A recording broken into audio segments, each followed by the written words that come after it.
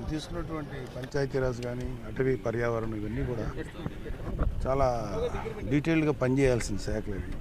ఆయన టోటల్గా అక్కడ ఫోకస్ అయ్యాడు. ఆయన అసలు ఈ ఈ పదవి దీనికి సంబంధించిన థ్రిల్ కంటే కూడా ఎంత వర్క్ చేయాలి దాని మీద ఫోకస్ ఉన్నాడు. మేమందరం కూడా ఆయన వైపే ఉన్నాం, అంటే ఆయన ఆలోచనకి అనుగుణంగా ఉన్నాం.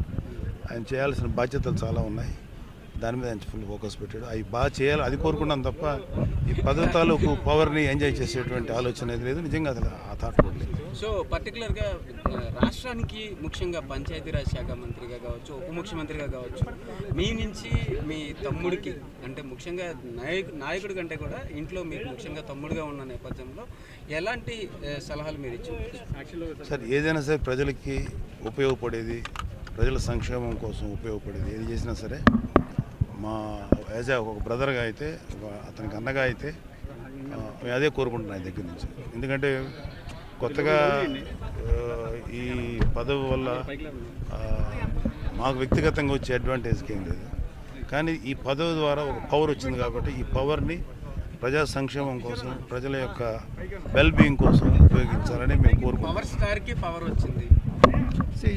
ఇప్పుడు ఆయన సినిమా వరకే పవర్ స్టార్ అండి, but when it comes to politics is a real hero. So cinema సంబంధం లేదు, is entirely different, is a great leader.